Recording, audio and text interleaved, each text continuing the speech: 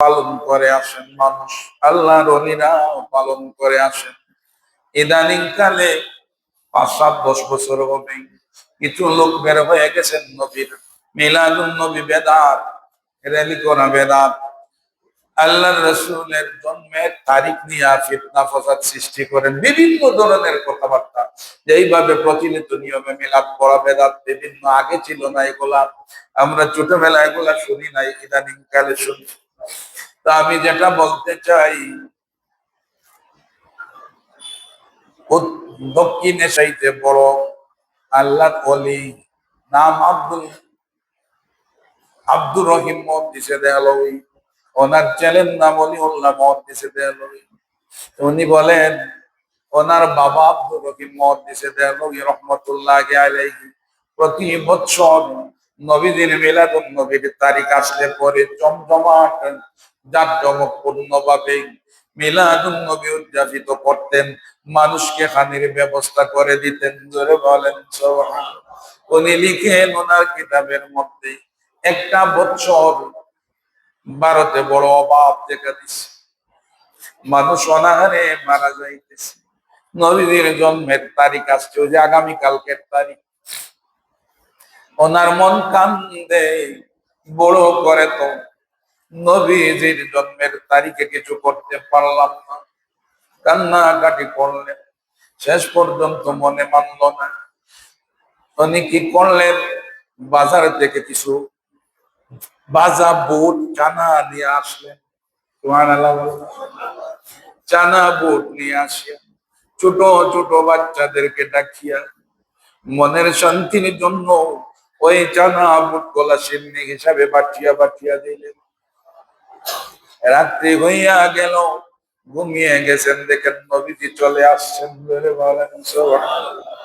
নবীজির হাতে দিনের বেলা যে সিন্নি হিসাবে নবীজির জন্মের তারিখে চানার ভর্তি ছিলেন, নবীজি এক হাত মোবারক থেকে আরেক হাতে নিচ্ছেন, আরেক হাত থেকে আরেক হাতে নিচ্ছেন, আর বলছেন, রে আব্দুর রহিম, তুমি যে আজকে আমার জন্মদিনের জন্য কিছু পারো নাই, শেষ পর্যন্ত মনে শান্তি না পাইয়া চানার বোর নিয়ে অত সিন্নি করেছিল, পালন করেছিল, আমার বড় পছন্দ লাগছে, তাই আমি তোমার চানার বোরটা দিয়া তোমার বাড়িতে চলে আসছি।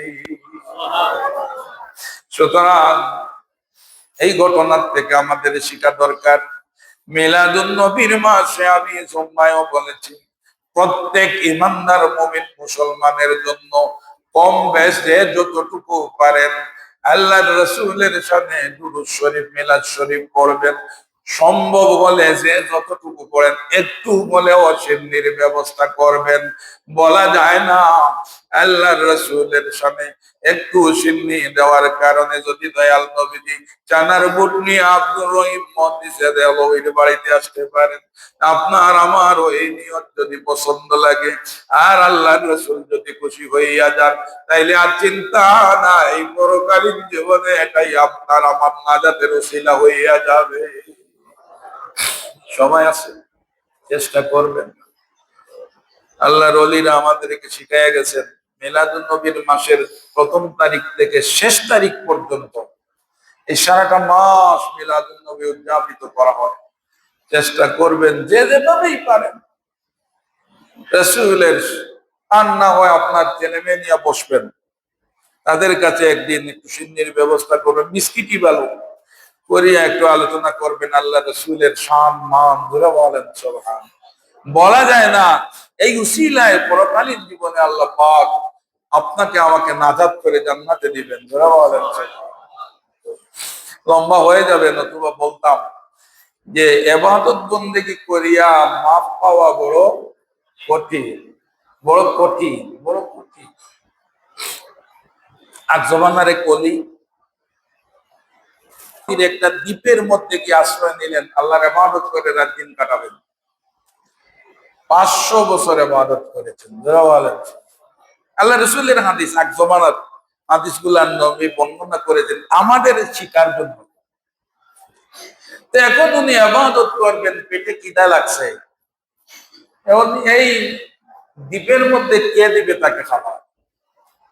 আল্লাহর ওলি, আল্লাহর বান্দা ইবাদত করে মোনাজাত করে যে কবুল হয়ে গেছে। আল্লাহ পাক এই তীরের এই তীরবর্তী এলাকায় একটা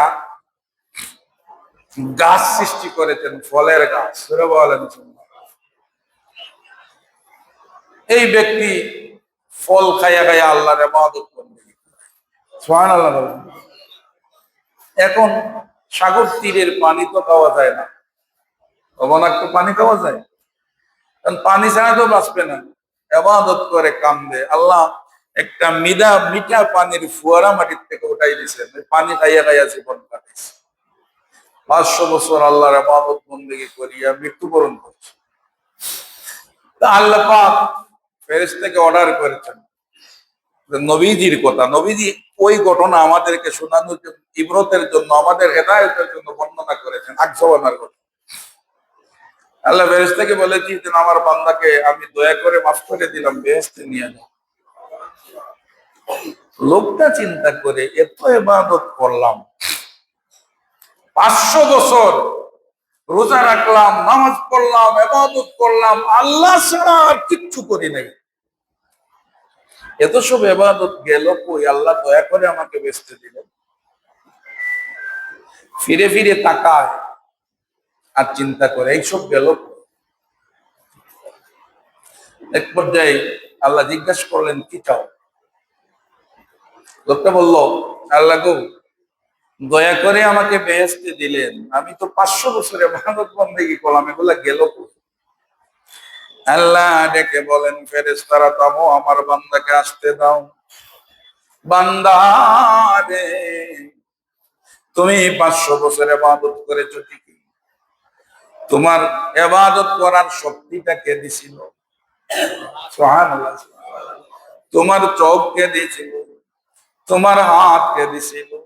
তোমার শক্তি কে দিছিল? তোমার পাও কে দিছিল?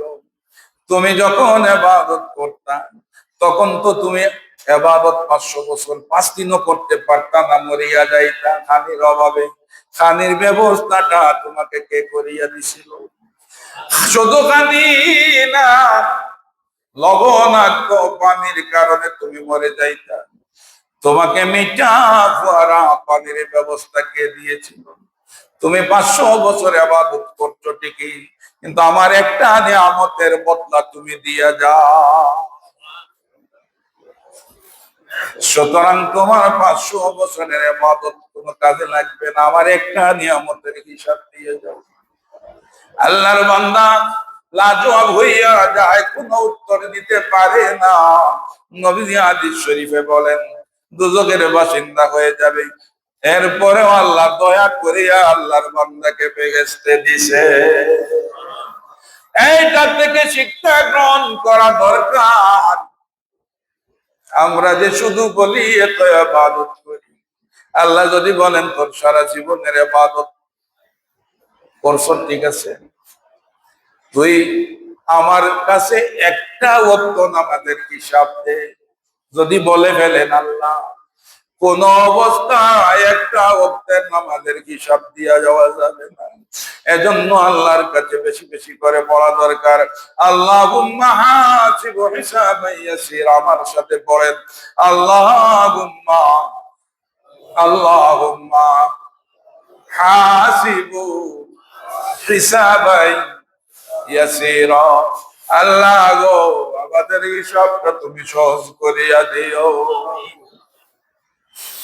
আর লম্বা করছি না, আল্লাহ পাক যেন আমাদের আজকে